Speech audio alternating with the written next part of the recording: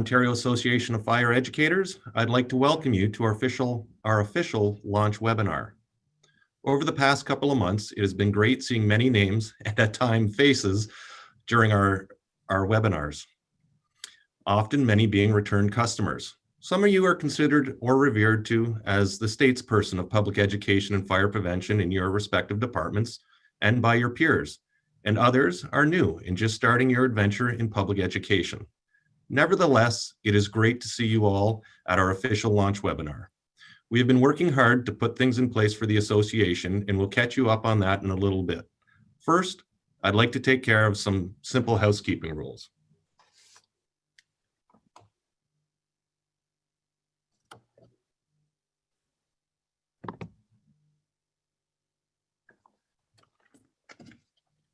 At this time, please mute your microphones. The chat box is found at the bottom of the screen. If you click it, the chat box will pop up on your right-hand side of the screen, and then you can type your comments or questions that you may have. If you want to see the speaker and the slideshow at the same time, hover your mouse over the top of the screen and see the various screen configurations. Some of the presenters may take polls or ask questions and look for feedback. This will be accomplished by using the raised hand function. If a question or a poll is taken, all you have to do is click on the participants icon at the bottom of your screen. The participants function will pop up on the right-hand side of your screen listing all the participants. If you scroll down to the bottom of the screen, there's an icon that raise your hand. The first click will raise your hand. The second click will lower your hand. During this presentation, we do not have technical support. And once we go live with the slides, we'll not be able to see you. If you have technical problems, type them in the chat box, and as public educators do, please help each other. If you have audio issues, check your settings.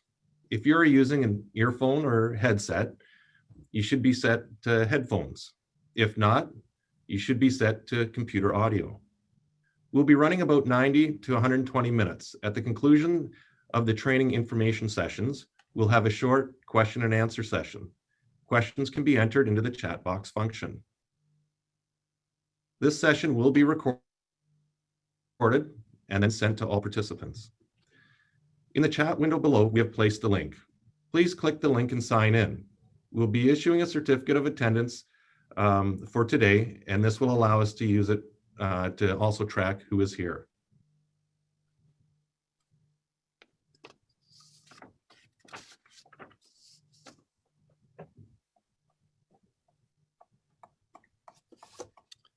Okay. With the formation of the association, we wanted to establish partnerships with organizations that shared a vested interest in fire and life safety specific to the preservation of life, reducing injury, the loss of property, and property damage. As such, we reached out to an organization that has been a partner in prevention and a member of the Fire Marshal's Public Fire Safety Council. We wanted to be connected with an organization that has its finger on the pulse and trends that are occurring not just in Ontario, but Canada. Our corporate partner has demonstrated an ongoing commitment to a mutually shared goal and objectives, and at this time, I'd like to introduce our corporate partner, the Insurance Bureau of Canada, IBC.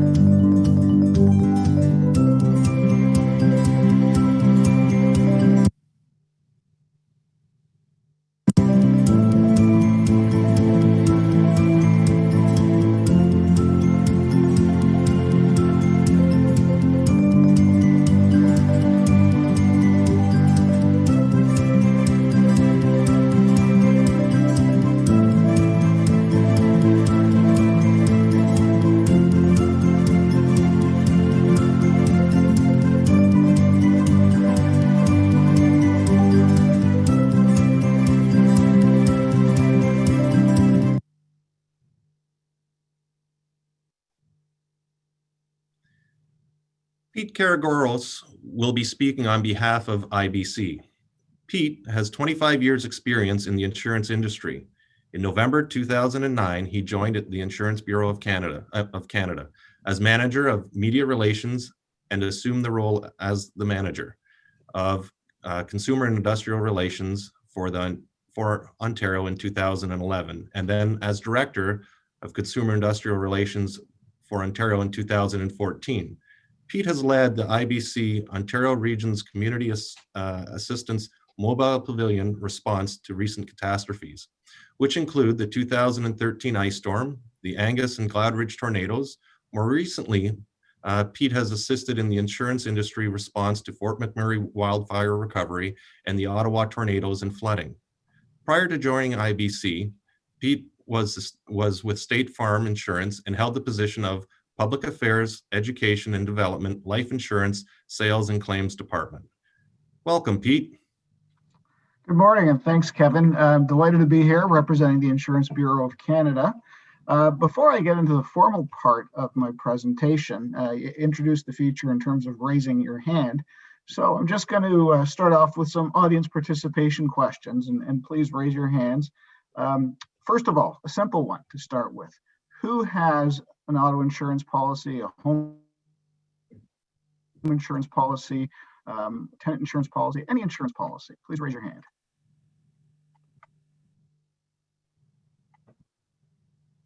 And again, to raise your hand, click on the participant section.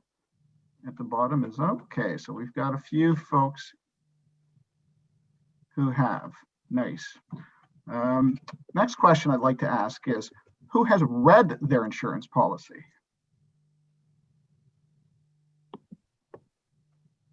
Almost as many. Good to see, actually. A lot more. Wonderful. And last question, before I get into who IBC is, who thinks IBC is a government body or agency? That's the skill testing part of the morning. Okay.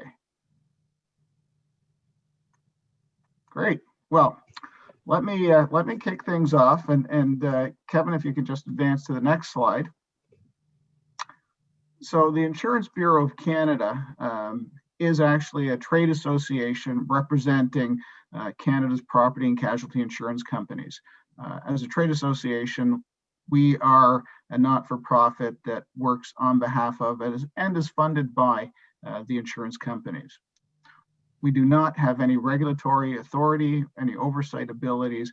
We're a trade association that primarily is focused on government relations and consumer relations. And we assist consumers, as you heard, through our CAMP campaign, our CAMP process. When disasters strike, we work with the local municipalities or the Provincial Emergency Management Office to assist in the recovery efforts after things have been made safe. IBC, as you can see on the screen here, we were established in 1964. And in Ontario, we represent 156 companies, and those companies employ almost 60,000 individuals. In 2019, just to give you some additional context, is our members insured approximately $29 billion worth of property insurance. So again, that includes cars, homes, and businesses.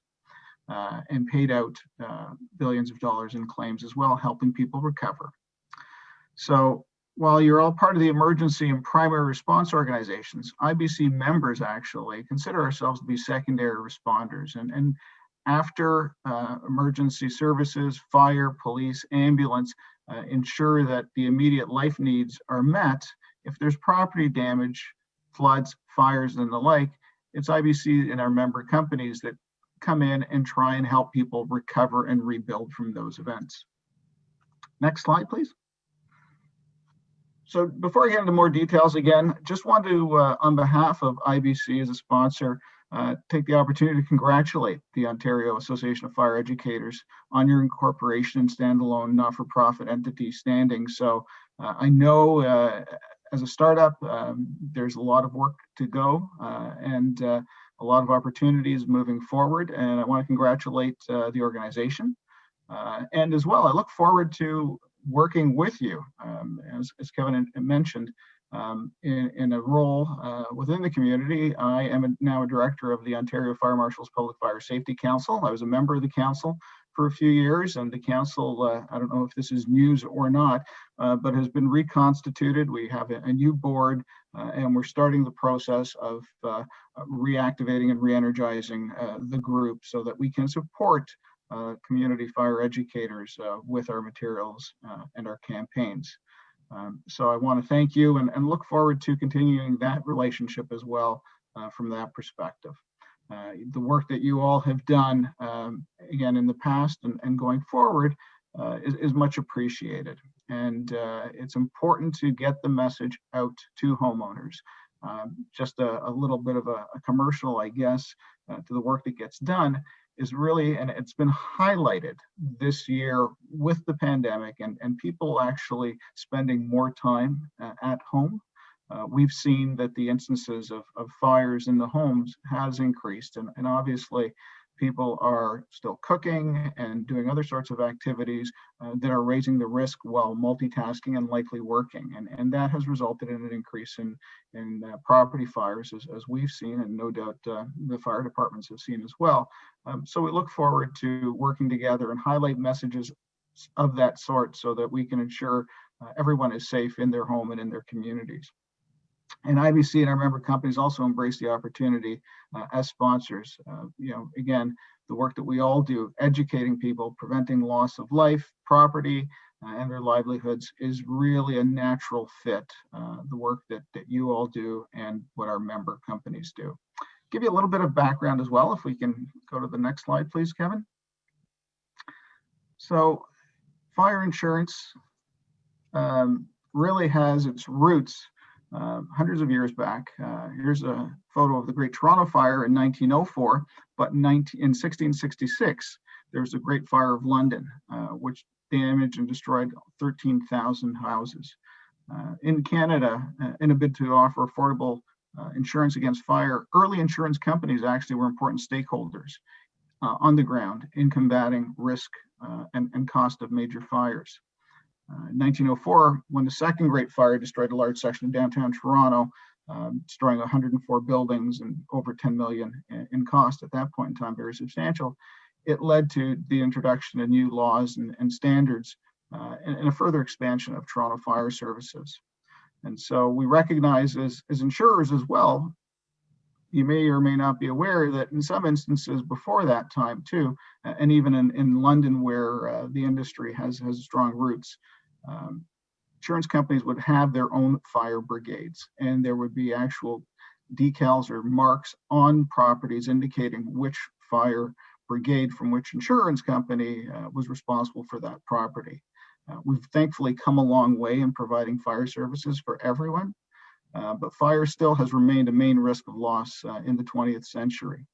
A new trend, though, has emerged over the last 20 years, and actually, especially in the last, I'd say, decade, water-related losses. And by now, they are actually costlier than fire. And so we have been saying that water is the new fire since water damage losses have outpaced property insurance claims as a result of fire. And within the fire services, obviously, there may be times where fire departments are called out. In those instances, when lakes, rivers, streams overflow, the damage that is left behind, whether it's a fire or a flood, in many cases, obviously, it's covered under your insurance policy. And that's why, as secondary responders, insurance companies are there to help people respond and rebuild. So if we can just advance one more slide. Water being the new fire, IBC is also looking at ways to educate consumers and the public about how to protect themselves from this.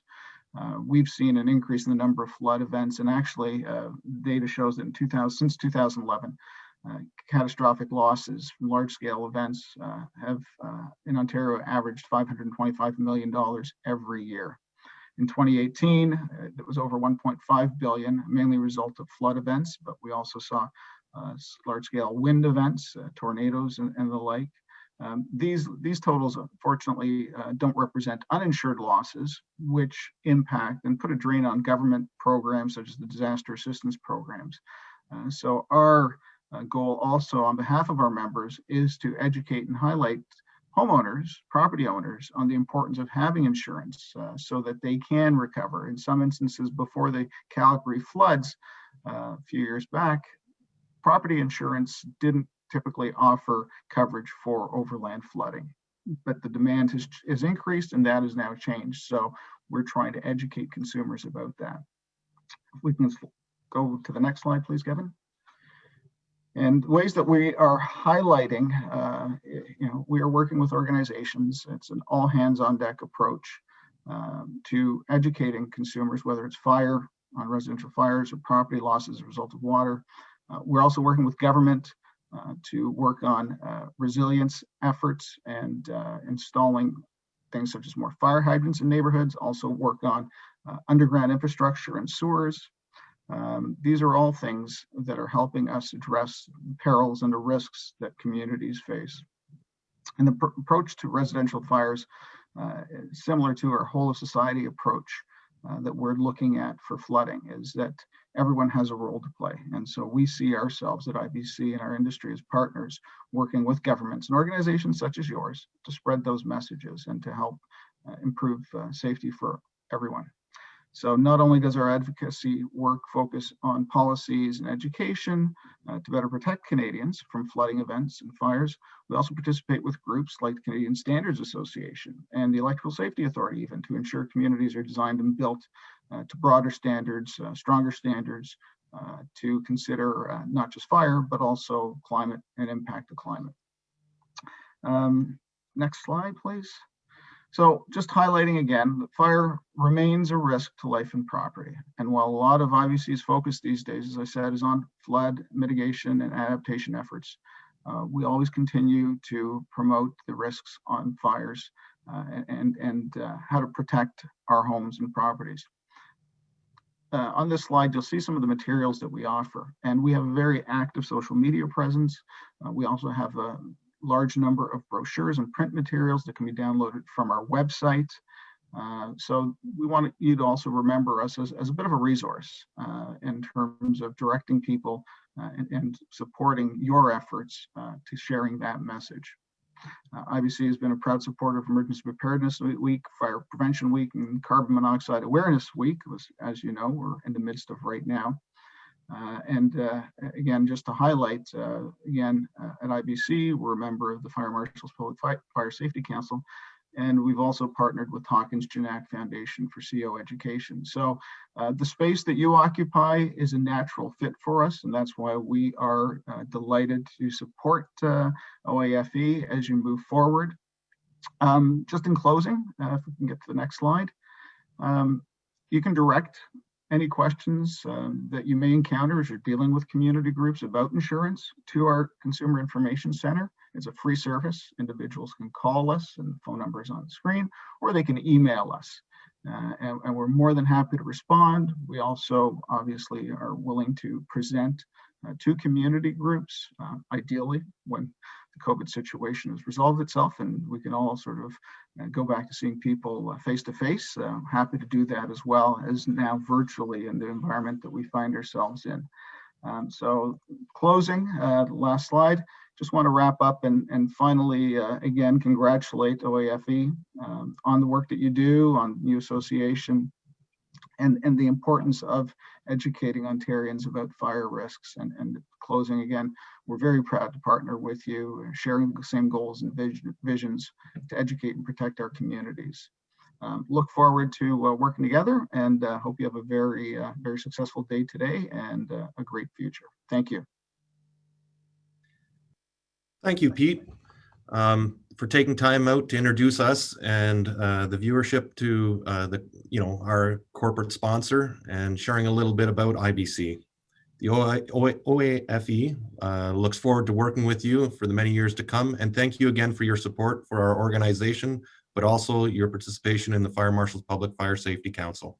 Thank you very much, Pete. Thank you, everyone. Have a great day. Thank you.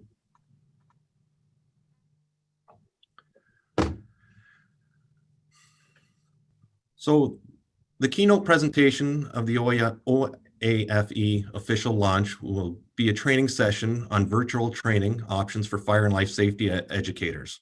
We felt this was the most appropriate due to the current environment that everybody is working in and having to go online and do everything virtually. So our keynote speaker today will be Bree Dugans, and she is a fire prevention coordinator at Holy Grove Fire Department in Lexington, North Carolina. During her 18 years as a volunteer in the fire service, she has shared her passion for technology and education across not only the state of Carolina, but also the East Coast, teaching the public as well as fire service personnel to enhance their own programs through the integration of technology.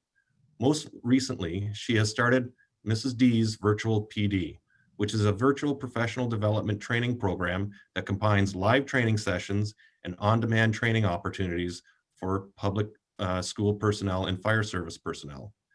Bree is the chair of the North Carolina East Region Fire and Life Safety Educators Association and also secretary of the North Carolina Fire and Life Safety Educators Association State Council.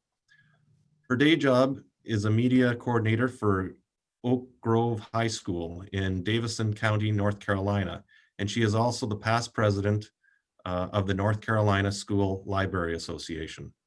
So at this time, I'll hand it over to Bree. Hey guys, give me just a second. I'm gonna switch some screen sharing up really fast and get the chat window up. Okay, can y'all see my screen? Okay, I see a thumbs up. Okay, so we are going to talk about virtual training options today, and it sounds like some of you may be a little new to the whole Zoom realm. And so this is for you. And if you have been used to using these virtual options, hopefully you will find some new tips and tricks to be able to make your programs a little more fun and exciting and engaging for your audiences. Like he said, my name is Brene Duggins. Most people just call me Bree. I'm the fire prevention coordinator, like he said, at Holly Grove Fire Department, which is a volunteer agency in North Carolina in the United States. I have been in the fire service for 18 years, and 17 of those I have been doing public fire prevention and education. I am also a firefighter, so I see both sides of that as I am getting to spend my time in my volunteer department. But that's not my day job. My day job is as the media coordinator at a high school in North Carolina, which for those of you that may not know that term, I am the librarian. I live in a library full of books, but I'm also in charge of all of the technology inside my school building. And I assist my teachers with using technology resources, integrating ideas, finding resources. And a number of years ago, I realized that all of my fire prevention buddies, all of these tools I've been showing my teachers, this would work for our fire prevention messages. And so that's kind of where this has all started. I, in the past couple years, have spent time at conferences in the United States and not only North Carolina, but up and down the East Coast, sharing technology tools that you can use in the fire service, not only for fire prevention efforts, but also on your day-to-day operations and operational features. So I'm going to share with you what we're doing, how to use them, and some tips and tricks to get you started. Now, one thing that I do also, I know that y'all had a sign in earlier. I do one as well, so I'm going to put this in the chat window. If you will sign in for me, what this is going to do, not only will it help me keep track of who I've presented to, but it also helps you, because what I'm going to be doing is I'm going to be emailing you a certificate for this presentation, because I know in the US we have to have continuing ed hours in our fire prevention efforts. So our departments want to know what we're doing for training. So you can take these back to your departments. But it also is going to give you the link to get access to my slides, as well as it's going to give you the link to my professional development page. And some of you are probably going, oh goodness, what is this going to do? Well, here's the cool thing is that I post videos of training sessions. I also have notifications for upcoming sessions. So if we've been doing a number of sessions on interactive learning presentations, building those, using Flipgrid, using, lots of different different tools and presentations. Some have been using Google products. Some have been, even with the NFPA programs that I've been doing lately, they're all posted on my website. And so I want to be able to share those with you, because I know that whenever you want to work on creating these virtual programs for your communities, you may need new ideas, and you can always come back to my page, watch a new video, look at the slides, and get those tutorials and ideas to help make your programs better. So if you don't mind signing in on that link for me, that would be awesome. So we're going to go on and keep on rolling. So today what we're going to talk about is what is virtual training. We're going to talk about platform options that you could use in your department, pluses and minuses of those, and my experiences with each of them. We're going to talk about things to think about, and I want you to really think hard about some of these, because this is going to be what leads your program and how you use those. Oh, it's blocking the link. I see that.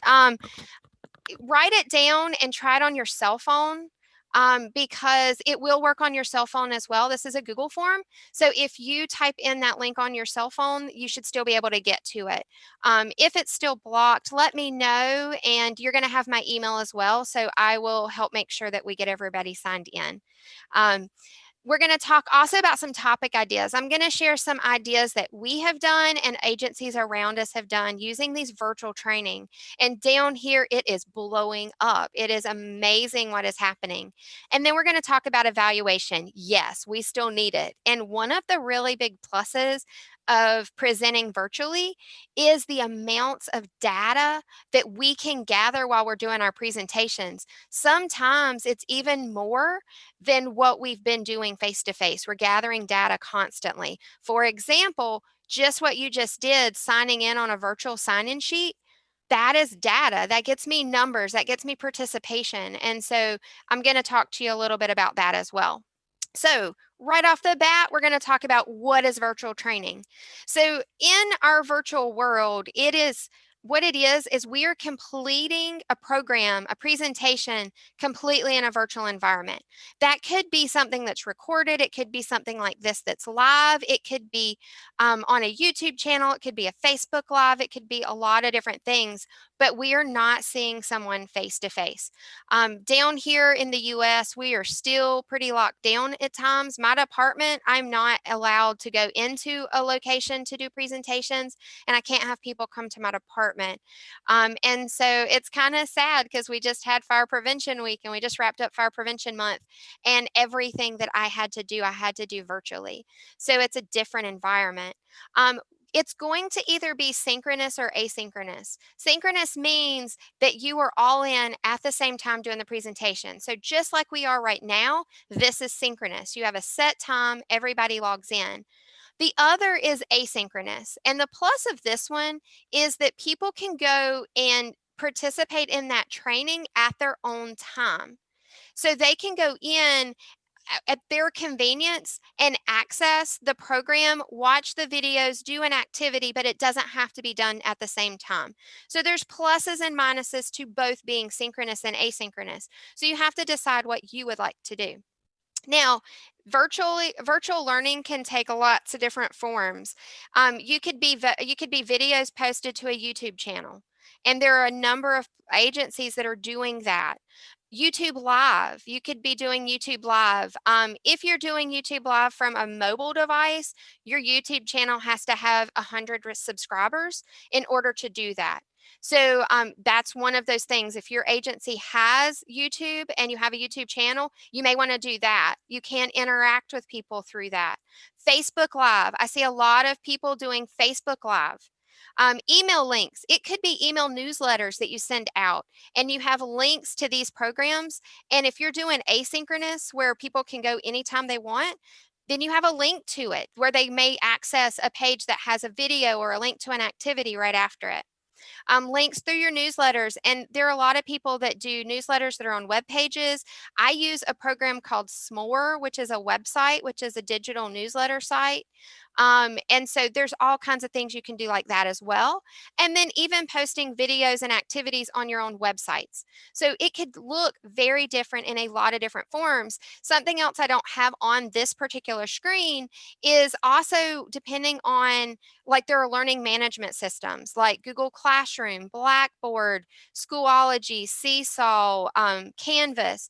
All of those you can do as well. And it doesn't have to be, it could be of just one that is set up for the public to access, or it could be one in conjunction with a collaboration with the schools and teachers and stuff like that. So you can, there's a lot of different options you have here. E-learning videos. A lot of people post those, like we said, using some of these other tools. It could be that you're teaching a lesson. Or doing an activity or demonstrating something. Animated content. A lot of people love like the animated videos to explain something. There's lots of cool tools out there to do that. Interactive games, which is something that I have really been working on lately. Over the summer, I started learning how to make interactive games using Google products. And so that having something you can share with an audience that they can manipulate themselves to learn that concept. Online activities, it could be as simple as a website that they go to and participate in an activity, or it could be an interactive worksheet. And those are things that we can show. There's a tutorial that I did over the summer that shows how to make interactive worksheets where people can type in it and then share it back with you so you can check it and get that information. And then virtual and structure-led training, which is exactly like what we're doing. I'm teaching the material, so you can have that set up as well. So that's another option you have. So the benefits of being virtual, it's increased convenience. People's schedules right now are crazy.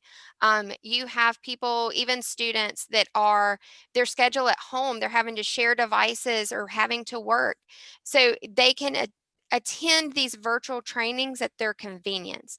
But they can be anywhere. I have been in Zooms where I have looked at the window of pictures and people are participating from their car. They're listening. It's just like a podcast. They're still getting the material, but they don't have to physically be in that location. And that's one of the pluses, is that the scheduling, you have so much more flexibility with the schedule. It's more accessible to learners of all ages. Like with Zoom, and this is one of the things we're going to be talking about in just a little bit. All of these are accessible not only from a computer, but from a tablet, from a cell phone. So people can access it wherever they are.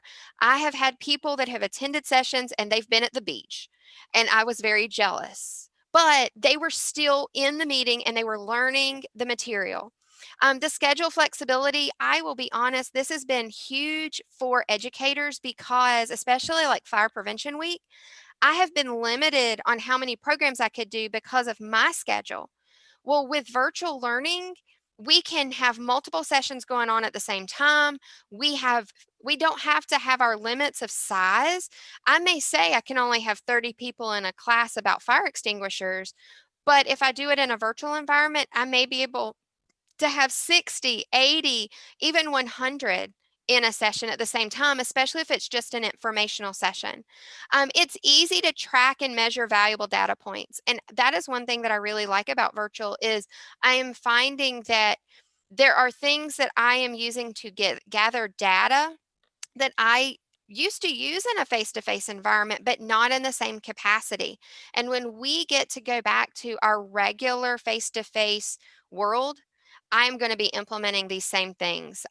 Just like those Google Forms to sign in, we can assess live and I can watch people's answers live, and I can do that in a face-to-face class. So there's lots of options, but it does give us data points that we can use to evaluate not only our student learning, but also evaluate our programs, evaluate our needs in our community. There's a lot of things that we can look at.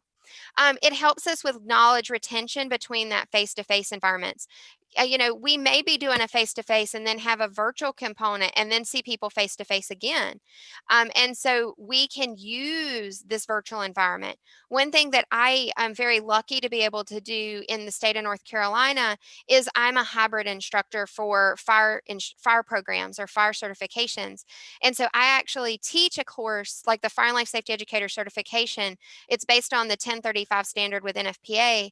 And I teach part of it virtually, and then I teach a section of it face to face. And I get a lot of information and share a lot of material with students in that virtual environment. So when they come to face, they already have that background. And then we can even go more in depth when I see them face to face. Some other benefits is we give immediate feedback. There a lot of the tools that I use in a virtual environment, I can give that immediate feedback. Like for right now, I have a chat window up. If you ask a question on there, then I'm going to be able to see it and I can answer you. I can also type back to you if it's something that just you need to know and not like if it's a specific to you, I could respond straight back to you. Or if it's something that everybody needs to know, I can answer to the group. And it has increased participation and engagement opportunities. There are some really neat ways for us to sometimes get people to engage that are very timid and scared in a face-to-face environment in the virtual world. Sometimes they're a little more apt to speak up or ask questions where people can't see them. They may have their camera turned off, but they can still ask a question and people won't see them. And so it makes them a little bit more at ease being behind that camera instead of being where everybody can see everybody. Some cons. And I was running into this just a little bit ago. I love technology, but I will tell you that I have a love-hate relationship sometimes with technology. Failure of technology is a real thing. I was having issues earlier whenever I would jump on to the Zoom. I had no audio. I could not hear anything. I could not speak. And so sometimes technology is going to fail. And if you ever see one of, I wish I had a picture. This is the slide that I totally need to have a picture for.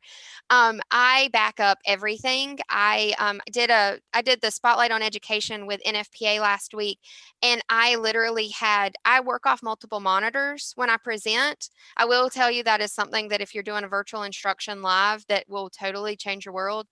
But I also had another computer sitting beside me so that if mine went down, all I had to do really fast, it was jumped already in the session. I could slide it over, reconnect and keep on rolling.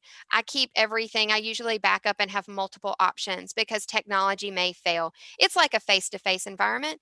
Ever had the projector go down or the power go out or the television not work? Lots of things can happen. Sometimes in the virtual world, the lack of structure. That is where planning takes, like that is, I want to put lights and sirens and sparkles around the word structure. Plan. That will change your world in the virtual environment. You've got to have some structure because if not, that lack of structure, you're going to lose people. Hands-on learning is missing. If you need them to have like fire extinguishers, when I teach fire extinguishers to the community, I have a hands-on portion. And so when we're in a virtual environment, that's missing. And that is a downside is we are trying to now find ways that we can add that hands-on piece in this virtual world. Sometimes it's also difficult to like interact with people, get them to participate. They'll sit and I call them lurkers. They just lurk and watch. It's not that they're not getting information and learning. It's that sometimes they don't want to participate, which is the same thing they do in the face-to-face environment. And that frustrates people sometimes. Sometimes another con is being overwhelmed by too many platforms. I'm going to be honest, there is a ton of stuff out there. We're going to talk about a couple. Pick one thing, don't bounce. Find what works for your group, your agency, and stick with it. In my school system, we have 3 different platforms we can use, and I'm going to talk about all 3 of them today. I stick with one. My students stick with one, and you will do better, and people will understand it better if you stay with one. Feeling like there's not enough feedback or support, and that is a con find other people that are doing similar things and kind of work together. That's the biggest tip I can give you on that one. It's easy for learners to ghost. And no, we're not talking about dating ghosting. We're talking about people they log in and they've got a black screen with their name on it and they walk away and they're just not there. They don't ask, you can call them out and ask them a question, like a direct question specifically, and they don't respond. And that is easy to happen. One thing that I have seen happen in our driver's ed class is they will do camera checks. So at different intervals of time, 10 minutes, 15 minutes, an hour, they'll just say, camera check, everybody turn your camera on and give me a thumbs up or make a face at me or do something, and they'll look through the grid to make sure everybody's participating. It's a really good way to make sure people are paying attention, and especially if they have to participate or get the information. Our foster homes here in North Carolina are required to do training, and a number of our municipal agencies, like our municipal fire departments, are the ones that do that.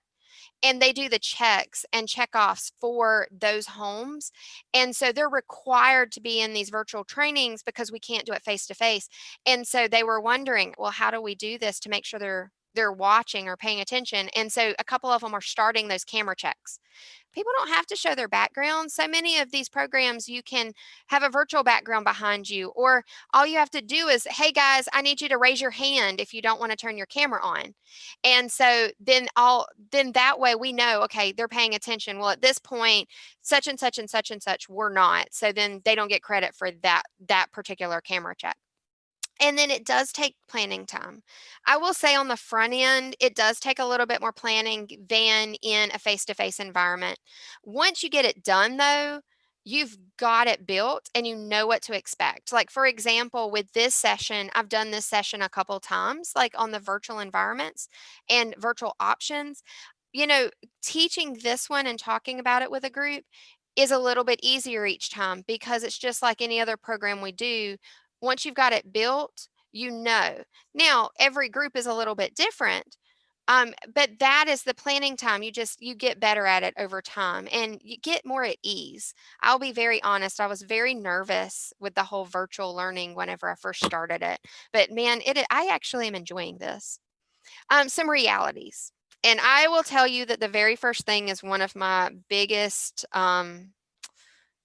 difficulties, time management.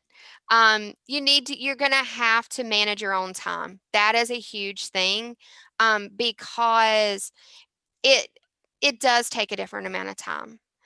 Yeah, I may be face to face with you for an hour. And then there are times that, I've been with a group that, and I need to post some of these on my PD page. There is a group of us here in North Carolina that's called the Safety Bunch, and it's 4 fire educators from across the state, and we make fire safety videos. And that takes a little bit of time because we each have to record. We don't live anywhere near each other. So we each record our parts and then we have to edit and we have to put it together before we post it. And then we have to do our marketing. And so it does take time. So whatever you're going to be doing, plan. Think about when you want it to go out and then work your way backwards and figure out how much time you need for each piece. Another thing is practice, practice, practice. And I tell educators, I teach fire instructor and I also teach the fire and life safety educator certification. And I tell people every class, guys, if you're going to teach the public, if you're going to teach your own department, practice. And I know guys don't like to do that, but here's the cool thing about virtual. I will go into a virtual, open up a Zoom. I keep a test Zoom for me to play with. I will go in there and I will hit record and I will do my presentation and then I'll watch it. And it gives me a chance to practice it and see things I need to make better. What flowed, what didn't. Practice, practice, practice. Find a focus. That's one of those things is you can't bounce lots of different topics at people at one time. Stay focused, stay on 1 or 2 topics with a group virtually, because if you bounce too much, you're going to lose them. So make sure you keep your topic focused. Plan. Make sure you keep up You know, I plan and I organize my materials into like digital folders so that I know where everything's at. And that's huge. Think about monitoring, especially if you have a large group. I have done sessions where when I'm doing my PD sessions, my max is 100 people. And that's a large group to manage, especially if a lot of people are asking questions in the chat.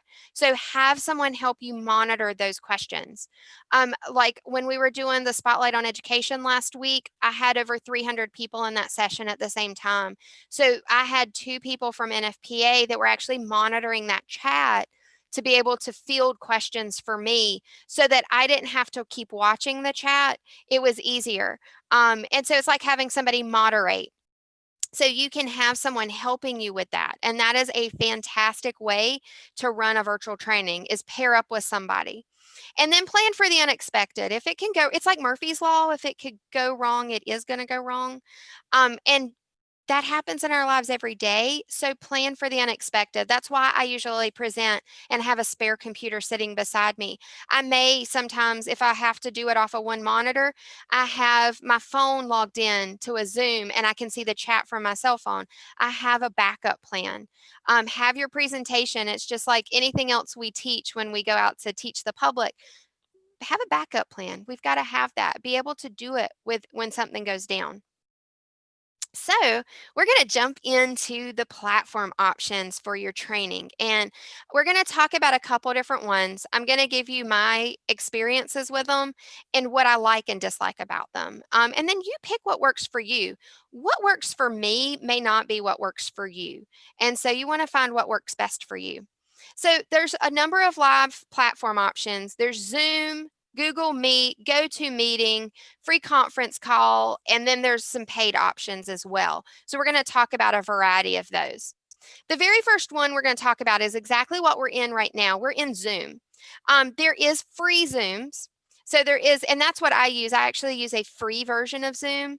It can be accessed on a computer, a tablet, or mobile devices, which I absolutely love because no matter where we are, my participants can access it.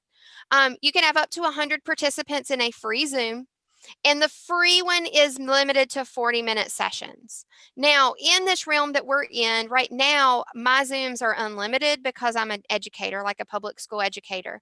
My district actually just purchased the paid Zoom. So we're getting ready to have some even more features with it. You can, with the free one, you have an unlimited number of meetings. And I love that because I can go in and I can set up like multiple sessions leading out for months if I wanted to for groups and agencies. And you can record the sessions. Now, I will say there are options. If you have a paid Zoom, you can have it record and leave it in Zoom on their server. I download all of mine just so that I can edit them. That's what I use to put on my website. So I do record them and post them. You can screen share just like I'm doing. I like the grid view. So if you have never done the grid view to see people, if you're in a group meeting where you're talking to each other like a conference call, you can, in the upper right hand corner, there's like the little grid. If you click it, it'll say either speaker view or that grid with the boxes. The grid with the boxes allows you to see everybody. It puts 25 on a screen, but if there's more than that, you can hit arrows and you can slide through and see multiple people's faces. I like that. That does give a personal touch. I'll be honest, right now, I have the grid view up on my second monitor where I can see people. And I can open it up and I can see multiple people. As my screen gets bigger, I can see multiple people's faces. If they have their hand raised, it gives me another feature to look for. There is a waiting room. Now, this is a feature that there's some pluses and minuses to this feature. If you have a session where people had to register, and say we're doing a home kitchen safety session and we have it limited to 25 people, and you have the names of the people coming into the session, a waiting room allows us to only admit the people that registered because somebody could share that link out. Now, there are other times we want it to be completely public, anybody can jump in, and you wouldn't set up the waiting room. So in the school system, we use this so that other students can't kind of Zoom bomb and jump into a class and kind of hijack the class or share inappropriate things. So it's a really great security option.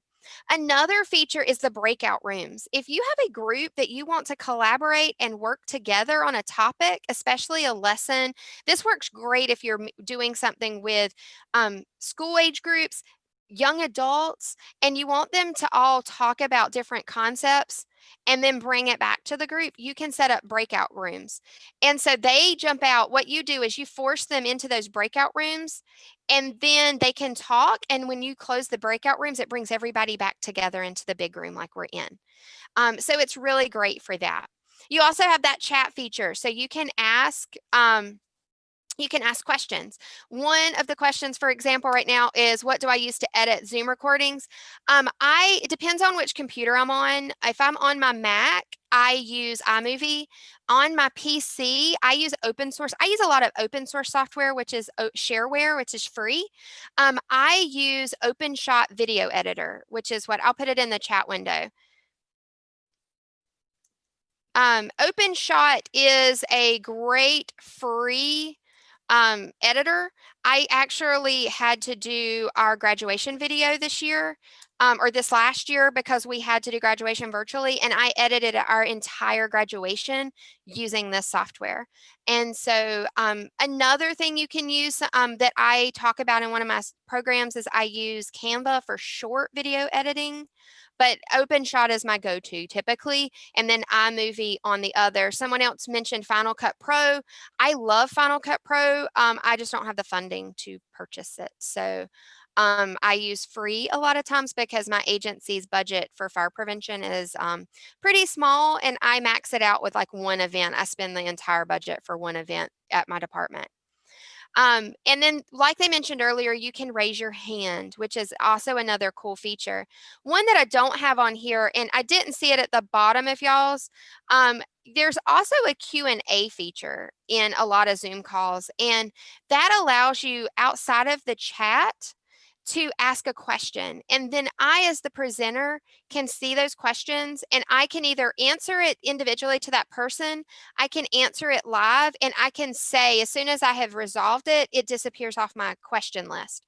So it's really neat. It's also very similar to the Q&A feature that's in Google Slides that you can do with the public. And I mentioned that in the free version, they do have that Q&A feature. And then the paid features, one of the things that I really like that I'm excited about we're getting ready to get is the attendance report. It is a paid feature. It's not in the free version. So our district just bought that. So we're going to be able to use the attendance reports. If you are just joining us, or make sure that you mute your mics. Thanks, guys. So this kind of looks like the grid view. You can see people's faces, which I really like. Some tips for Zoom: set up a meeting in advance. You want to make sure that you don't try to set it up the day that you're doing it. Have it set up, send out the link like they probably did with this session. That way people know how to find it. Set a password. And you could generate a custom password, or you can let it generate one. I don't get the option. Mine is set up where it always has to have a password now. It's more of a safety feature. Check your screen share settings. You can lock it down where you're the only person that presents and shares their screen. And depending on the group you're dealing with, you may want to do that, because if not, somebody could hijack and project their screen, and you're not really sure sometimes what they might be trying to do. We've had students that have tried to do that with inappropriate material. Set recording automatically. This is one of those. This is a Bree tip. I set it when I create my Zoom to already record right off the bat. And you can stop and start your recording. Like if I jump in and I don't want to record it first, then I can hit pause and then I can restart it whenever I'm ready for it to record. You can enable that waiting room. I'll be honest, depending on what type of program I'm doing in session, I don't always do that, because once I get into this mode and presenting, unless somebody else is watching the waiting room, I'm not going to see who's waiting. Does that make sense? So if I'm doing something like this with a large group and people are going to be coming in and out, then I don't have a waiting room set up. Mute all participants while presenting. As a host, you have the ability to mute everybody. We can say, hey guys, please mute your mics, but some people still don't. And I'll be honest, I'm going to give you an example. With the Spotlight on Education last week, when I did the roundtable, which was later in the day after, where people could come in and ask me questions, I could show stuff. We had somebody that their mic was causing an echo over the entire group. And we asked them to mute their mics. Even we tried as the host to be able to mute the mics, and for some reason it would not. And it was causing an echo that pretty much shut down our whole program. So being able to mute everybody, that's a huge thing. And then have somebody monitor that Q&A or that chat. Have somebody moderate with you. Partner, I do the same thing for Facebook Lives. I have somebody that's in there with me, and I may be video and talking to the public, and then I have somebody else watching the chat for me, and they'll ask the questions. They'll say, hey, such and such asked this, and then I can answer that question. The next is Google Meet, and this is through Google. It is free. You can access it also on computer, tablet, mobile. The free version has up to 60 participants. The paid version is like up to 250. My school district is a Google district. So we have the option, we have the paid version. My fire department has we're a G Suite with, because we're nonprofit. And if your agency is a nonprofit organization, you can apply with Google for your agency to have Google accounts. So and it's our domain. So like the end of my email address it's a Google account, but it says hollygrovefire.org. So there's some options here. With the free one, you can share just the same as you did. There's a 60-minute session with the free one, and you can send files through chat, which I really like. You can't really do that with Zoom other than links, but I can attach files into the chat, and then y'all can save them on your computer. There's not recording in Google Meet right now. Now, that's why I have a big orange star on the right-hand side. There are adding things constantly, and I am very excited because some things on the next page they just added. They are adding things and making this better constantly, especially because of this virtual world. They just added breakout rooms and the ability to do attendance and the ability to change your backgrounds like Zoom. A lot of times when I'm at home, I have a green screen behind me and I will change my background. I have one that says Mrs. D's virtual PD, especially for those sessions, or I do fun, goofy things. Sometimes I'm in like Star Wars, like I'm in the Millennium Falcon, or I'm, swimming with like Dory, and I'm under the water, like with Nemo. I do all kinds of crazy things. Another cool thing they do is you can ask questions or polls. And that's a feature that's been added into Google Meet recently. And so it, just like Zoom, you can see grid, you can do it from your phone, from your laptop. So you've got lots of options here. I have teachers here at school that do use Google Meet and they love it. That's the only thing they do. We also have Microsoft Teams. And it is one that with you have to have that Microsoft account to do like Microsoft Enterprise stuff. And we use it as well. So I have teachers that are in Zoom, Google Meet, and Microsoft Teams. Another free one is free conference call. You can have 1,000 participants in free conference call at the same time. I'll be honest, unless you have moderators and are ready for that, 1,000 people at one time is crazy. It's very overwhelming. I'll be honest that even 100 is overwhelming at times. But if you are just doing something informational out to the public where they're not going to be asking questions, you're just going to be watching, 1,000 would be doable. It's unlimited meetings. You can screen share, raise your hands, and you can record. I will be honest that I have tried this one. It is clunky. It's clunkier than Zoom and Google Meet. We did have some connection issues at times, but when you're looking for free options and the size, it's one to give a shot. And so it does have, you see the main presenter at the top, and then down at the bottom, it has like a line of the other people. So you can see everybody. Some other paid options, there's GoToMeeting.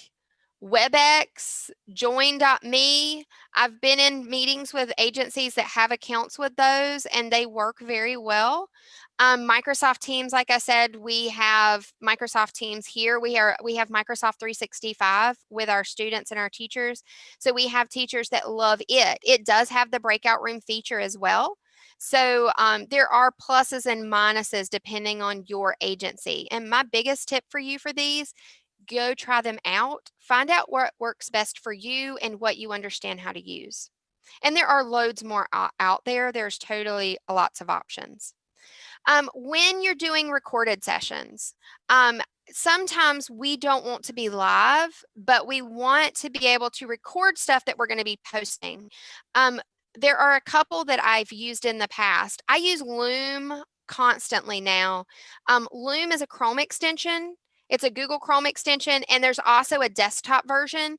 I teach, like I said, in a hybrid class, and when I'm presenting sessions and I want to go over that material or do the presentation, I can record it using Loom.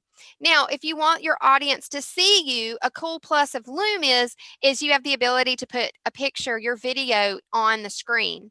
And so I can move it while I'm presenting. So if it covers up something on the slide, I can just grab myself and slide myself over somewhere. I use Loom the most out of these three. Screencastify is also a Chrome extension. Downside of this one, the free version only records for 5 minutes. Loom, I have an unlimited amount of time in the free version. But the Screencastify, 5 minutes is the free. If you get the paid one, you can record even longer. The cool thing about Screencastify is when it records, it drops your recordings into Google Drive. Loom, they stay on their website and then you can download them to your computer. And I do that and then throw them into Google. And then Screencast-O-Matic is another one. It is a Chrome extension as well. I have a couple teachers that really like that. Screencastify and Screencast-O-Matic are great if you're doing quick tutorials. But I do the same thing with Loom now. Now that I found Loom, that's pretty much my go-to. But people like all of these, and so find out which one you like. And there's there's all kinds of other screen recording options out there. These are just my 3 favorites. Why do we want to pre-record? Number one, I can take multiple takes. If I mess up something, I can stop, I can start, I can redo it. You can edit clips together, especially if you're going to do a long session. You can do it in chunks and then edit them together. People can access it anytime when it's pre-recorded. And that's one of the things I really like about my PD page is that people can go that's that asynchronous. They can go at their convenience and access those videos. You can post it. It's like posting on YouTube. We record it and then we post it. You can stop and start and rewatch it.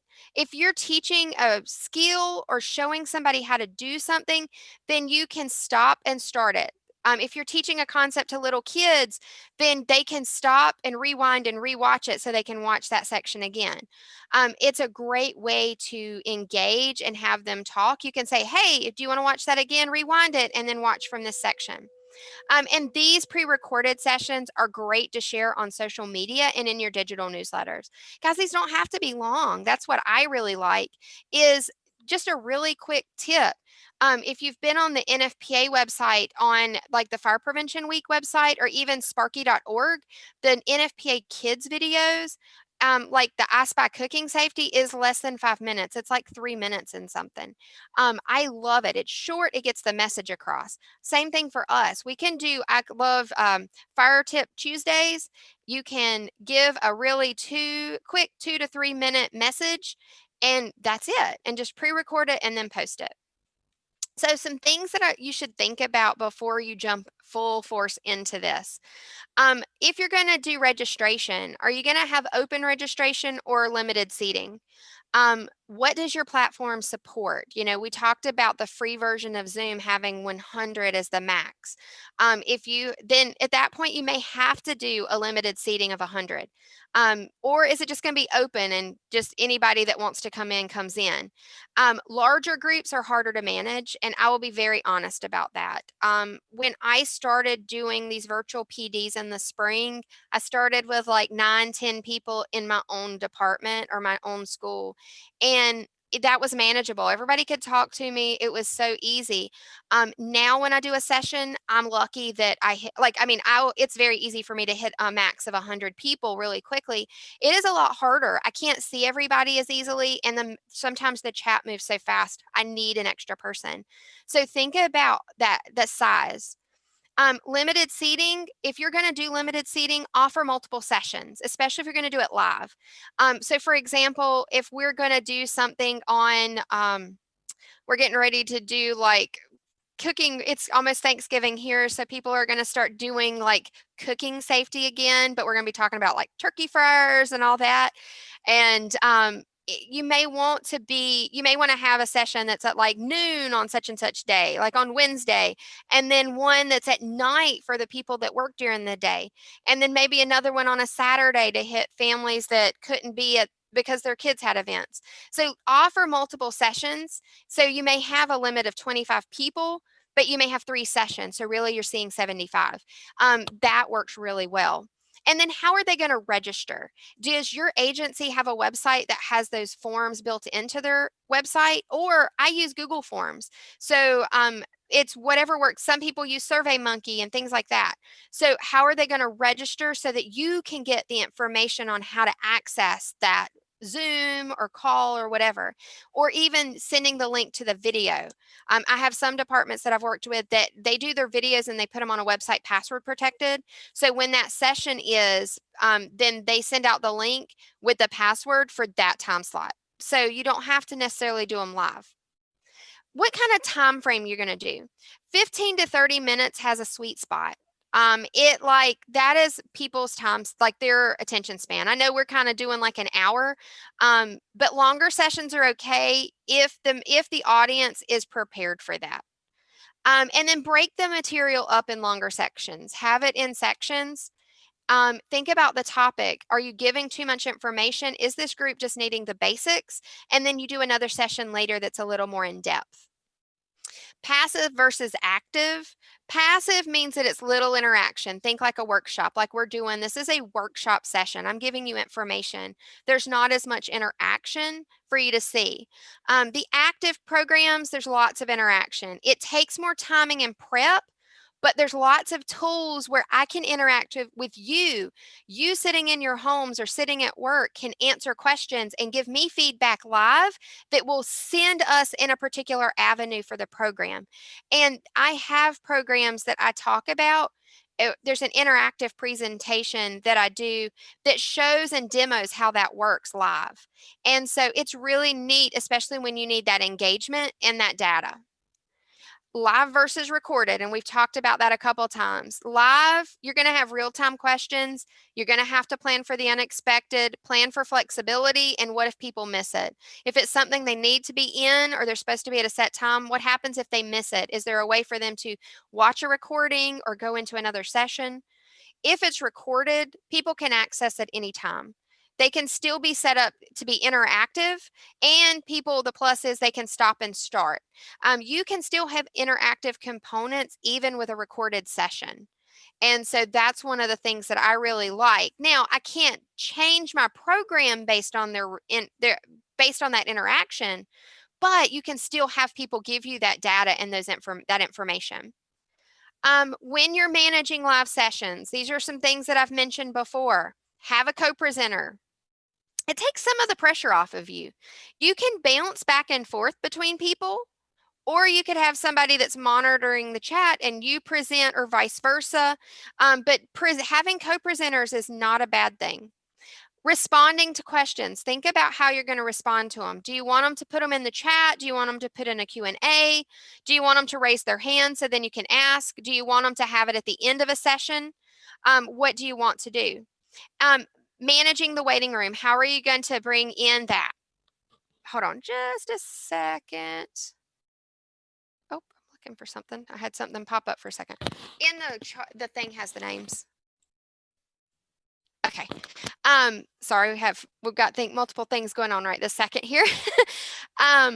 Managing the waiting room. If you do a waiting room, at what point are you going to cut off? You may have to tell people, hey guys, if you are not in the session logged in by this time, we're not going to be able to let you in. So you have to attend at the right time, or you might have someone that is managing the waiting room for you.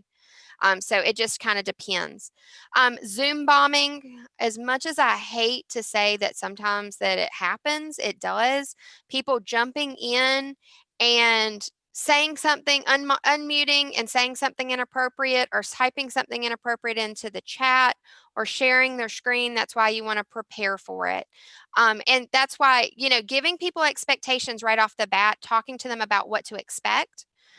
So that's why I, a lot of times, will set parameters at the beginning of, this is where you put your questions. This is what we expect. Guys, if I have to kick you out of the session, I might kick you out of the session.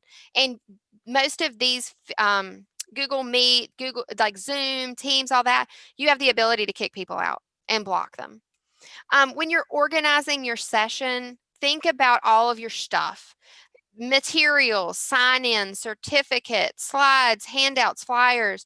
Find what works for you. I use Google Drive. Some people use OneDrive. They put it all on a flash drive, computer folders. I'm going to jump out really fast and show you, see if I can jump over here and show you really fast what mine looks like. Can y'all see my folders? Can y'all see my Google Drive? Somebody throw me a thumbs up if you can. No, yes. Okay, I see a thumbs up. Okay, so this is my virtual learning folder. So these are PD sessions that I have done virtually. So I keep them all based on topic or number. And so when I go into those, I can see all of the materials. So like, here's the sign-in forms, here's videos that I may use, the slides are in there, the certificates, like I mentioned, the certificates, all of the certificates that are already created. I keep everyone's certificate. That way, if somebody loses it, it's all in a folder. And so I can quickly go back and find everything. Just find out what works best for you when it comes to that. That makes life so much easier. So just organization, I will say, is a huge thing. Some things to think about is, how are you going to send out links? I will be honest, like, I put links in the chat window. I don't have time to type them. So I actually have a Google Doc that's sitting on my second monitor that whenever I need to put something into the chat window, I just copy and paste it. Also, think about sending out the links to your audience. When you are doing your registration, get an email address because you need to be able to send them that link for the program. Or if it's going to be a program that just anybody can access, are you going to post it on Facebook? Are you going to post it on Twitter? Are you going to post it on your website? Are you going to send it out if your department or agency has the text messaging systems? How are you going to let people know? And so that's something to think about. Is it going to be something that's going to have, it's going to be in a password protected area? Some people's websites, if you're going to do something that's asynchronous, you may have to have the community log in to a password protected area to access that program. Give ground rules for your sessions. What is the expectation?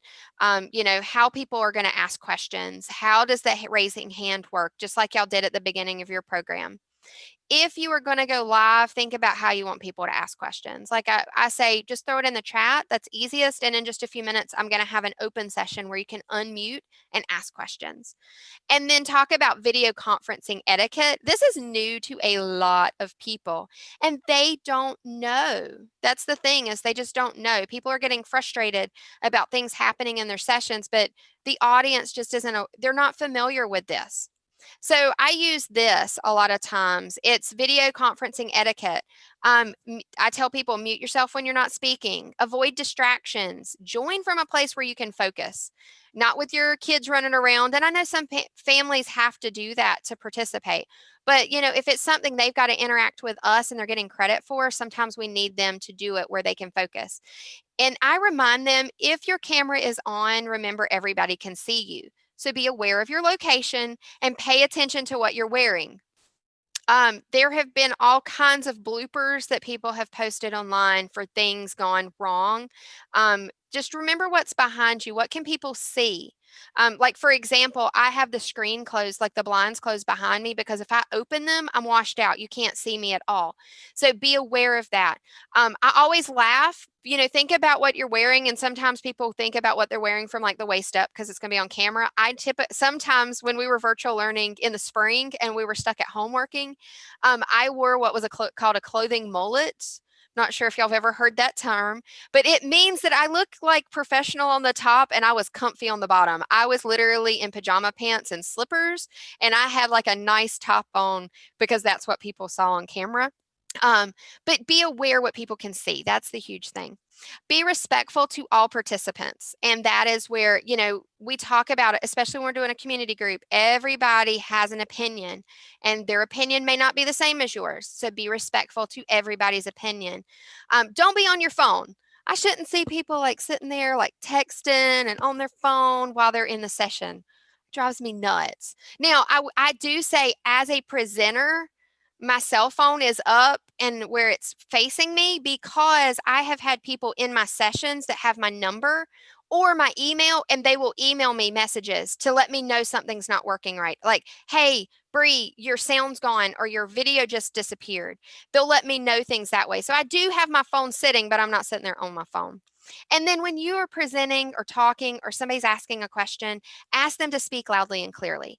Now, I don't know if y'all, I know y'all can't see me right now, but when I was on camera for just a minute, I actually am in a headset. And I will say this was the best purchase that I have ever made for virtual learning. Is I would recommend getting some kind of headset. I use a Logitech headset that has a microphone. It keeps all my audio in my ears, and then my mic is right here. So my sound, you are getting me talking. You're not getting about all the other things as much around, and it does cancel a little bit of that audio around. If you are recording sessions to share with the public, I would highly recommend that. There are all kinds of ones available, and they're not crazy expensive. Now, can you go into a rabbit hole and spend a lot of money? Absolutely. But I'll be honest, when it comes to this, oh, you can see me. When it comes to this, I do have a very limited budget. I record my videos when I'm doing videos to post on YouTube. I record them with my cell phone. I just have a plain iPhone. That's what I record. I set it to 4K and I record that way. I do my editing with free software. My department doesn't have the budget to do that, but it still looks professional when we send things out. So it's still doable with a department that has a very limited budget to be able to do all of this. So really quickly, we're going to talk about evaluation and using that. Some of our evaluations, we can get data from sign-ins, like people signing into our sessions. Quizzes, we can do live quizzes. There's so many different programs out there. Interactive activities, and even video submissions. And I love all of that. And I have some sessions that I've done on my PD page that explain a lot of these. So like sign-ins, I use Google Forms. Quizzes, I use everything from Kahoot to GimKit to Quizzes to Google Forms. Interactive activities, I use a lot with Google, where I have built them that way. And then there's also some really great websites that already have them interactive that I share. And then video submissions, people can send you videos they've created with their cell phone, but I also use a website called Flipgrid that I absolutely love. It's a video discussion board. And I have 2 PD sessions on Flipgrid that will change your world when it comes to being able to share material and have people interact with you. It's very, very fun. So some topic ideas. Virtual field trips. Man, we can't have people come to our stations right now, but man, can we take them on a virtual field trip? Show them a truck, show them training, let them see things. I have a friend that he and I are working on a virtual field trip right now because we work in two very different agencies. I'm a volunteer. He's in a paid department. We don't have the same type of trucks. He works on a truck company on a ladder, and we don't even have a ladder truck in my agency. We just have engines and a brush truck. So they're getting ready to do one part of their virtual field trip is they're actually going to do a drone video of him climbing the ladder, so that kids can get that perspective of some of the things they do in their job on that truck. So take people around, let them still see what's happening. Demonstrations, we can do fire extinguisher training, smoke alarms, talking about smoke alarms and the importance of smoke alarms and installing smoke alarms, for home escape plans, kitchen safety tips. Like there's so much out there. Driving safety is a hot topic, especially my area. We just are coming out of towards the end of hurricane season. So hurricane safety, there's lots and lots of things. Y'all were talking about water and water issues and flooding. That's a issue here too. So you can do all of that. You could do interviews. It could be like recruitment. It could be interviews with, department members talking about what do they do as their job, types of calls, all kinds of stuff. Sessions that don't require the hands-on. That's that informational side. It's educational and informational, but demonstrates things to the public. And then even dialing 911, and I'm not sure if that y'all do the same thing, like what the concept is, because it's a little different. But like we teach that, and especially right now teaching emergency dialing, we still have a lot of people in our communities that don't realize that all of our cell phones can call, even if they're locked, that they can emergency dial. And so we are doing sessions with elementary kids and even teenagers of how to emergency dial on a cell phone. Safety tip Tuesday, or really any day. Pick a day and do like a 30-second PSA, that like just a really quick video tip and post it. Holiday topics. We're getting ready to go into holiday season, and kitchen fires are that's when we see our increases as people cooking for families, or, Christmas trees and turkey fryers. The Thanksgiving and the turkey fryers is just a crazy thing down here. Home sprinklers. That's a big thing for us down here, is talking to families about the benefits of home fire sprinklers. Foster care, doing fire safety sessions. Down here, like with us, we have agencies, like I said before, that a part of the checkoff sheet for foster care is they have to do certain steps, and the fire departments are the ones that sign off on that. And so they require that. In-house training. Don't think that this is just for the public. You can do in-house training with your firefighters virtually. Zoom sessions, the pre-recorded stuff, the YouTube channels, all kinds of stuff. I mean, there's lots out there. There are so many things that we can do right now, and agencies are being so creative and thinking outside the box. So there's lots and lots of things you can do. I'm going to put my PD page in the chat window. This is where I post all my videos, and I also post, like I said, my slides. I have a notification on there where you can sign up. So if you want to know when my next live sessions are, so it is in the chat window. You'll also get, if you signed in on my sign-in sheet, you'll get an email that has that also. Hopefully I'll see some of y'all in some of those sessions coming up.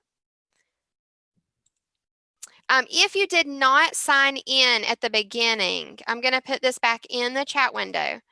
If you will make sure that you sign in on my sign-in sheet, this will, like I said, I'll send out a certificate as well as the links to my PD page and my slides. Thanks so much for letting me come and chat with y'all today. I hope that y'all got some ideas, some tips. If y'all have any questions, I know like time-wise we're kind of close, but if y'all have some specific questions, you can put them in the chat, or if you want to unmute and ask, I am around to answer those.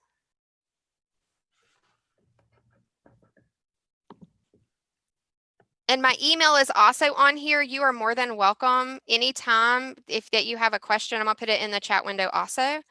To ask questions, email me. I do respond, I promise. And I'm gonna stop sharing really fast. There we go. Okay. Well, I don't see any questions popping into the chat box at this time, Bree. So I'd like to thank you for your time and willingness to share your knowledge and expertise. You have unloaded some valuable information. And you know what, in this current pandemic situation that we're all finding ourselves in, the information can be delivered at a better time or a more opportune time, as the educators right now are really shifting to a virtual delivery. On a personal note, I really like the idea of the camera check ID, and I'll be incorporating that myself. So, on behalf of the OAFE, we look forward to working with you at our upcoming webinars. So please stay safe, and we'll talk soon. Thank you again. Bye, guys. Yep. Take care.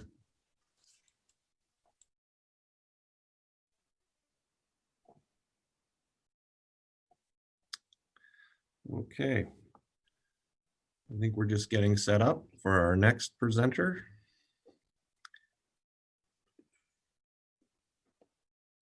Do you want me to go ahead, Kevin? Yeah, I'll just do a quick introduction, Laura. Okay, You thanks. jumped the shark on me. So Not at all. Laura King from NFPA, the Public Education Representative for Canada, will be presenting the NFPA information on codes and standards, courses and programs, and the new NFPA Link project. So Laura, over to you. Okay, wonderful. Thank you. So we'll do the screen share. So that's a tough act to follow, you guys. Holy moly. She's amazing. Sorry, just get that up.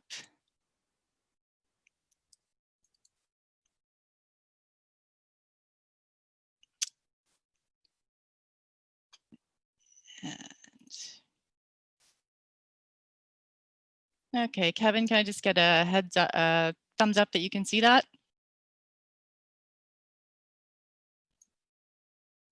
All I can see is you right now. Okay, there we go. Is that what it's supposed to be? No, Okay. don't know what happened there. Everything goes right when it's when we test it, and then when we don't test it, yeah. Okay, so you're up All with right. messaging, your red screen. Yeah, I don't know what that's there for. Uh-oh. Okay, that's okay. And we'll go back here. There you go. Better? Yep. All right. Learning Sorry about that, something guys. new. That's right. So thanks very much, you guys. I've tweeted a little bit and we've got some great response to your launch today. So again, congratulations, and congratulations on maintaining the momentum with this wonderful, wonderful group. Great to see Pete this morning. Shane Mintz, who's our regional director for NFPA, and I are also both working with the Fire Marshal's Public Fire Safety Council, which has been reinstituted and is off and running. So that's wonderful. And we don't pay Bree at NFPA to say all those nice things about NFPA, but she's amazing, and we are hoping to work with her more in the future. She did do our SOAP session last week, our Spotlight on Public Education, and we have had her working very hard for us and doing lots and lots of presentations. She's got the expertise. We're learning from her, and by all means promoting her and what it is that she does. So I've got about 15 minutes to chat with you this morning to go through some stuff that NFPA is doing. A little bit of it is pub ed, some of it is for fire prevention officers, so it should nicely combine for all of you. So Learn Something New is the title of NFPA Journal. That's our magazine, of NFPA Journal's video series that explores some really cool stuff that's happening. So technology, codes and standards, changes we've had to make because of COVID, risks, challenges, and ideas. So I thought it was applicable given what we're all trying to achieve these days. We're the ones who have to learn something new, and you've just heard about all of that from Bree. So what's new at NFPA, and how can NFPA help you do your jobs, which is of course why we're here. So I'm going to walk you through some of the stuff that's coming down the pipe and also point you to some resources NFPA has created as things have evolved over the last several months. So there are 4 categories here. They're really short: educational messaging, current events, resources, and campaigns. I'm just going to focus on one campaign for you today. Okay, so messaging. It has been so much fun to watch you all and your messages over the last month during Fire Prevention Week and now CO Awareness Week. It's been fascinating to see what you all have done. Burlington's Lego video, Perth East turning an internet celebrity into a pub ed rock star. So many of you did so many fantastic things. And as they say, you pivoted.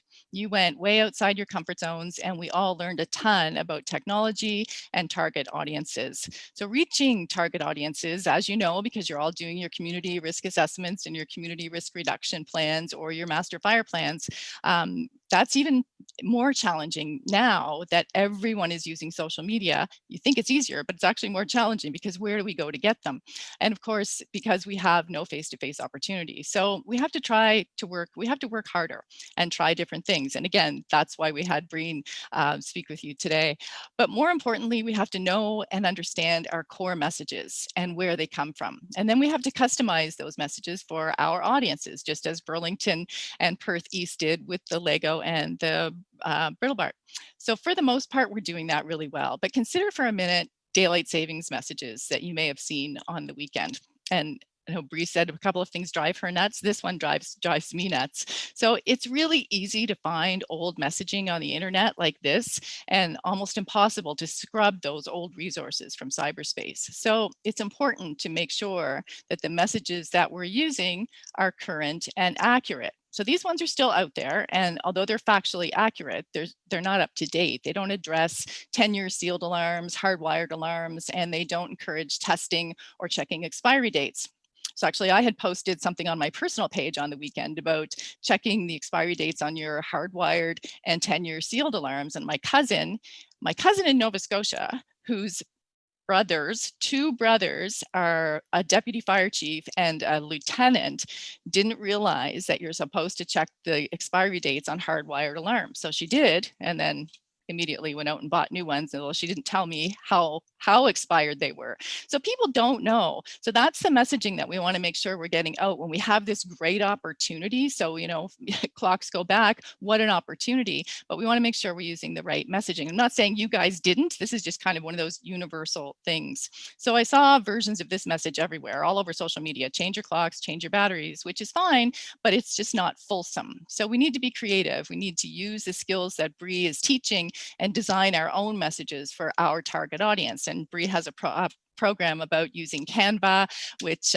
Shannon uses and I use, and it's really fun. It takes some time and it's a bit of a learning curve, but it's wonderful.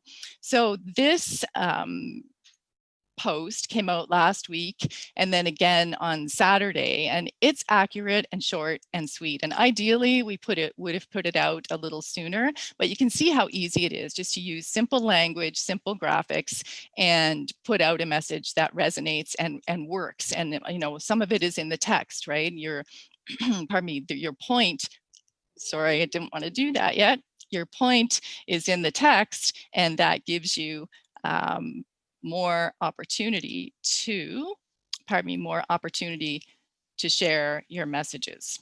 So this message was on Twitter and Facebook, and it certainly reached that audience. But what about young adults and university students and young families that are at higher risk of fire because of their busy lives and because of distractions? Are they on Twitter, or are they on Instagram and Snapchat and TikTok? So how are we reaching them?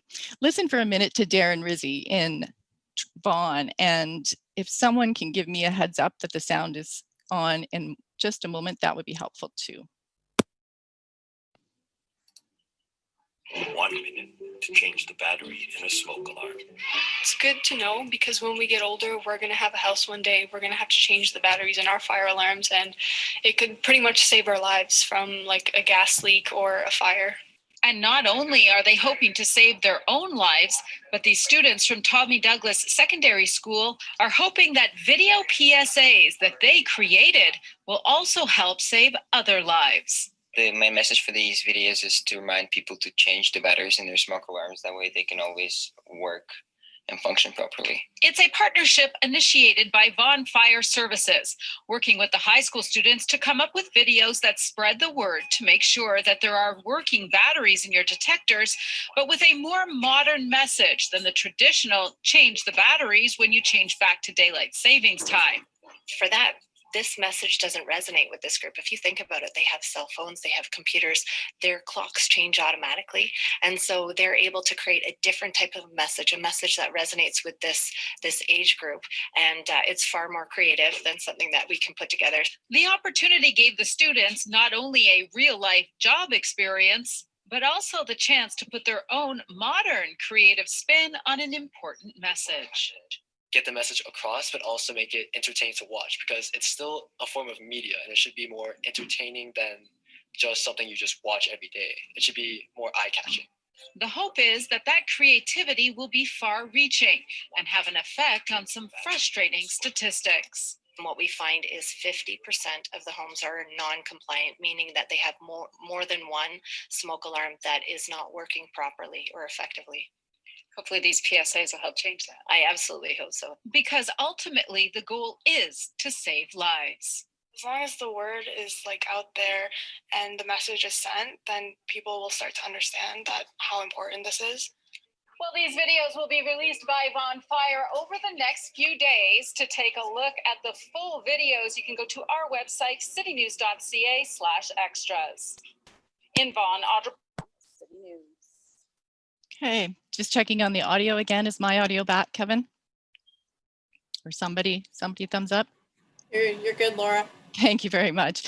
So the point in that is that those old messages are reaching a certain audience, but they're not reaching other audiences and certainly target audiences of ours. So it's nice to see that the work that Vaughn is doing. It's nice, you know, what Darren said about younger folks, if I shall call them, never having to change a clock, and therefore that message is not resonating with them about changing clocks, changing batteries. So just think about all of that. We want you to think about your audiences and figure out how to reach them, and then use current accurate messaging, which you will find in NFPA's Educational Messaging Advisory Committee desk reference, which you should all be familiar with because we've talked about it lots and lots of times, but I'm finding some people who aren't aware of it, and I just want to make sure that you all are aware of it. So this is, of course, the document that we use to guide all of our public education materials. Our messaging has to be specific, and if you're unsure about messaging, use this document. It contains everything you need to create solid messaging about alarms and clocks and batteries and CO alarms and absolutely everything else. So the OFM has some great resources, and all the messaging is out this week for CO Awareness Week, and all of the messaging comes from that document. We work with all of the offices of the Fire Marshal and Fire Commissioners across the country, and everyone uses it. So where do you find it? It's at nfpa.org under Public Education and Educational Messaging, and you just download it there. It's downloadable and free, of course. And we are working on a new version that should be out in early 2021 that will include lots more about technology, because that is, of course, an area that keeps evolving and changing. And I just want to talk to you briefly about the door message strategies. This is a hot topic, has been for a while. The EMAC committee, the Educational Messaging Advisory Committee, is researching this along with our research foundation at NFPA, and some of you may have heard this before. We're not sure at this stage what our messaging is going to be, but if you look at the USFA message down here, it's basic and simple, and it covers all of the messaging that is in the EMAC. We know that compartmentalization, including the closing of doors, slows the spread of fire and smoke. We know that a closed door is a barrier to sound. So someone asleep in a room with a closed door may not hear a smoke alarm out in the hallway. And we know that fire dynamics and human behavior have to be considered in the messaging. So for now, our messaging is, if you sleep with the bedroom door closed, install smoke alarms inside and outside of the bedroom. And sometimes in the messaging that's out there, that inside the bedroom part is missing. So we encourage you, if look what you're tweeting and retweeting before you just hit retweet, right? Look what's out there. And if you have to add some messaging to it, that's perfectly fine. But make sure that it's accurate and that you're using current messaging and up-to-date messaging. Okay, so that's my spiel on messaging for the day. All right, so current events, there is a lot going on in the world. And I want to talk to you for just a moment about the resources that NFPA has to help you navigate this crazy world. So we have a host of COVID resources, of course. This is our homepage. If you scroll down on the nfpa.org homepage, this is what you see. And these are some of the resources and materials that we have to help you all navigate what's going on. So podcasts, pardon me, journal articles, blogs, and links to other resources and associations, of course. So some of the cool stuff, if you Google search the words NFPA responds to the coronavirus, you will find our page, our resource page. And this is what it looks like as you scroll down. So there are resources that emergency managers and businesses and schools and healthcare providers can use to help prepare for or develop or update continuity plans, which is important to many of you guys, and protect those who might be vulnerable. So on our website, you can find news releases and journal articles and videos on things. Remember the hand sanitizer issue several months ago? We did some videos on that, and you can find these amazing, and I love them, fact sheets that help you as educators and fire prevention officers help your community. So this one on the right about reopening buildings, that has been in demand, came out a couple of months ago just as schools were starting to reopen, particularly questions about fire drills in schools and whether they had to continue. So I know this is, some of this stuff is based on codes and standards that are used in the US, but for the most part, they're going to apply here. So if you're sitting there thinking, someone's asked me this question about X, Y, Z, chances are that we have already had the question and that there are some resources there that you can use just by hunting around, or come to me or Shane and we can help you access them. So I'll show you just a couple more because I think they're really valuable tools, particularly for the fire prevention officers. So infection control program resource for first responders. Again, this came out several months ago, but fire departments didn't know what to do. Municipalities weren't sure. People hadn't really practiced their emergency plans or their emergency operations.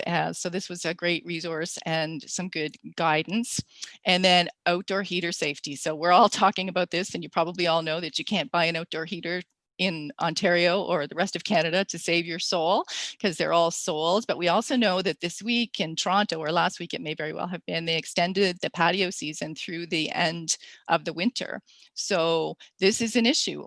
We hope it doesn't become an issue, but it could be. So this is great information that you can provide to your municipality, to your restaurant associations, to your counselors, to even to consumers to be aware.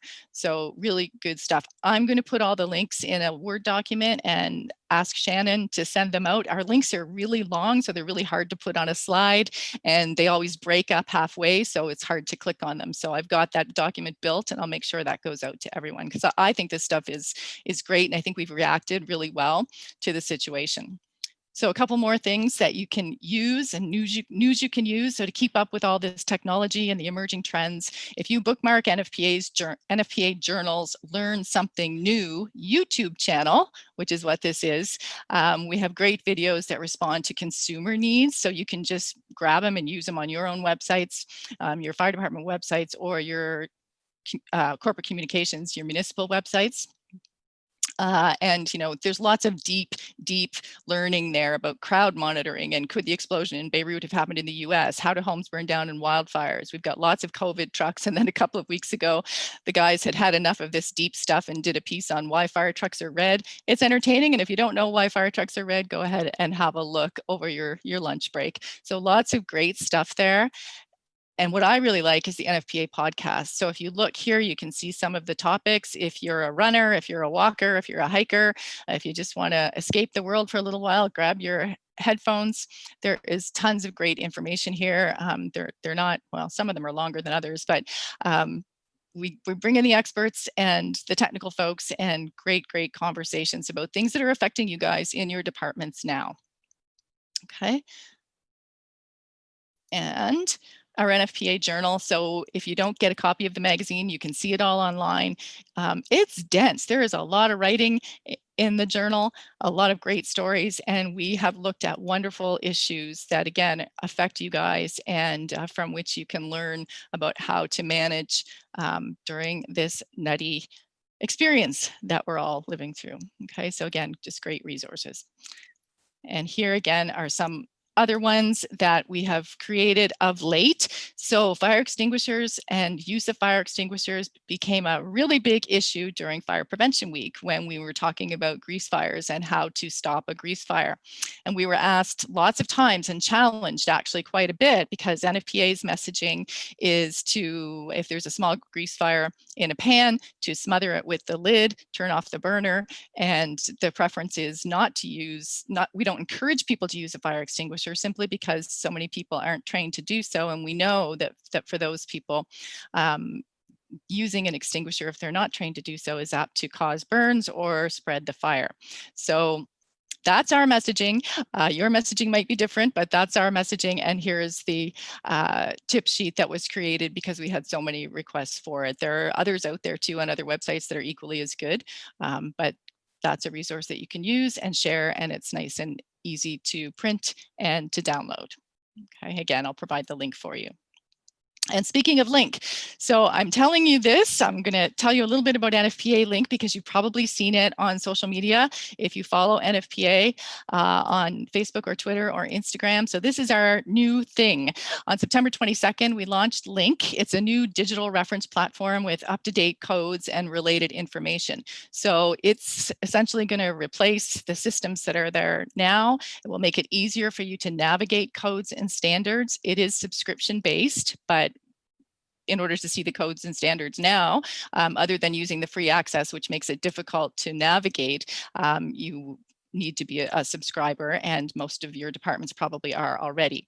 So far at this point, Link contains only the National Electrical Code that's used in the United States, but by the end of November, I think there'll be 13 or 15 more standards, and then we'll keep adding and adding and adding. So the thing about Link is that it enables you to take notes, bookmark, organize, share knowledge with others in your corporation, and everything will be there complete with expert commentary, visual aids, other relevant information, tip sheets that go with it. So it's all a digital platform, be much easier to navigate. You don't need the books. You can use it on all of your devices. And what you do with the codes and standards once, you will always keep, even if the standard is revised or updated. So it's in the works. There is a trial right now, but you don't want to use the trial yet because it's only the NEC that's in there. So when we get the other codes in there, I will let you know, and you can explore and prowl around. So it's a cool thing. Lots and lots of questions about it because it's all over social. It's just that it's applicable only in the States for another 3 or 4 weeks, but you'll see lots about it. Okay, so what else? Quickly, I just want to be sure you're following NFPA on social because that's where all our resources are being dropped. It's just working better with everybody working from home and so many projects going on. Social is the place to be. So NFPA on Facebook and NFPA, the 4 letters, on Twitter, and then so that is where we drop sort of all of the items and materials that have to do with codes and standards. And then Sparky the Fire Dog is where we drop all of the public education material. Okay, so on all platforms, and you will see that on Instagram, we're getting a little bit more notice. So it's nfpa.org on Instagram, and that's where your followers are, and that's where the people you want to reach are. So follow us, and then you can beg, borrow, and steal these ideas. We've had great stories, especially over Fire Prevention Week, and lots of quizzes and games, and it's really cool to see how they're doing them. They do take time though, lots and lots of time. And as Bree said, anything that's virtual is going to take time. So if that's not your shtick, we have partnered, of course, with USFA, and if you're looking for those wonderful social media cards, they're on the USFA site and they are free, and there are tons and tons of them. So we are partners with the US Fire Administration. They've developed the cards using our messaging, using the EMAC messaging. And again, I'll provide the link to you. So a quick word about tagging your posts. Actually, tags help you to grow your audience.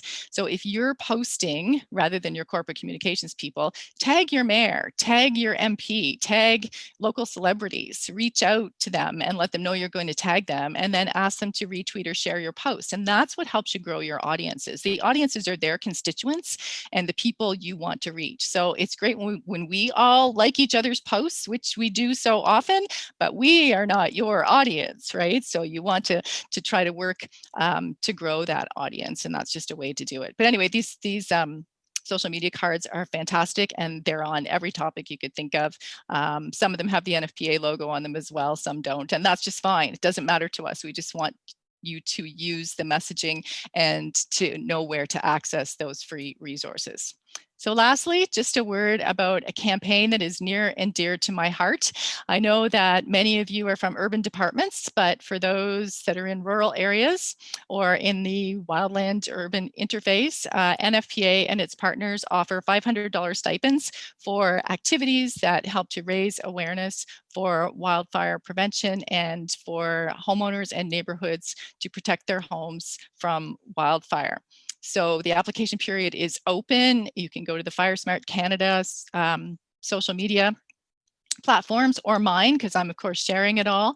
And even if you're not in a wildland area, if you have grass fires, which everybody does, if you have grass fires in the spring and you want to do an awareness opportunity, send in the application. And we're not sure what we'll be doing in the spring and if there will be face-to-face events, but that's okay. We can do virtual events. People, when they're outside cleaning up neighborhoods or parks or areas that are prone to grass fires, can be well apart and wear masks, and we can make it all work. So that's one of our campaigns, but it's the most relevant one right now, and the application window is open. So just wanted to make you aware of all that. And that, my friends, wraps it up. I didn't go into training opportunities just simply because we're working on getting more Canadian content. So we can do that the next time, but I did want to let you know about the Fire and Life Safety Educators and Coordinators Facebook page, which I know many of you are on already, but if you're not, the link will be included in the document that Shannon will send you, and it's fantastic. People share, beg, borrow, steal ideas and programs and whatnot. And it is truly exciting. And I think we have 1,900 members now from all across Canada and the United States. It's not an NFPA thing. It's just a thing. It's kind of organic, and it's a wonderful place to get ideas, share ideas, make friends, and learn and grow. So thank you. That was a lot about NFPA and talking fast, especially after listening to Bree. She'll do that just without the accent, right? So thanks, you guys, and congratulations again on getting everything off the ground and up and running, and couldn't be happier to work with such a wonderful group of people. Thanks. Well, thank you, Laura, for sharing these great ideas and as well as NFPA updates and resources, as well as the clarification on the messaging.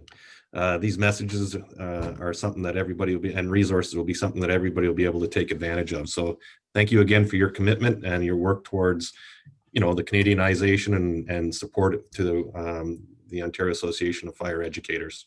So thank you. Thanks, Kevin. You're welcome. Thank you again, and we appreciate your time and participating and support. Just a reminder, I'm losing my voice. I'm going to put the link back in the chat. If you have not done the sign in, please click the link and sign in so that we know who was here and we can get those certificates of attendance out to you. Okay. You want to open it for questions, Kevin? Sure, absolutely. Anybody would like to unmic or type in the chat room, you're more than welcome.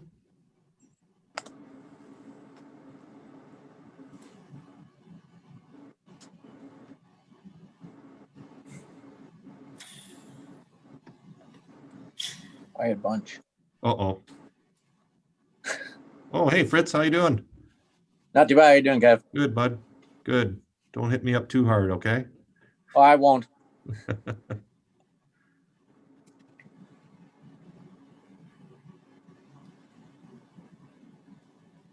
Silence. No, Pretty quiet. silence. I think that could be a good thing. Okay. Thank you, everybody. We are recording, and we will send an email with the recording of the session as well as the links from Laura and a little evaluation that'll come out by email probably next week. So again, as Kevin said, we're always available. You can send us an email. It's on firesafetyeducators@gmail.com. Or just reach out to us on Twitter, Facebook, YouTube. We do have a new Facebook account for the new association. So in addition to the one Laura mentioned, you can also reach out on our Facebook group and grow that audience as well, and opportunity for networking and sharing questions or sharing things that you've done. it's been going really well on the other one, so hopefully we'll get that up and going on ours as well. So thank you again. Stay safe, and we'll see you all soon. Thanks. Thank you, Fritz.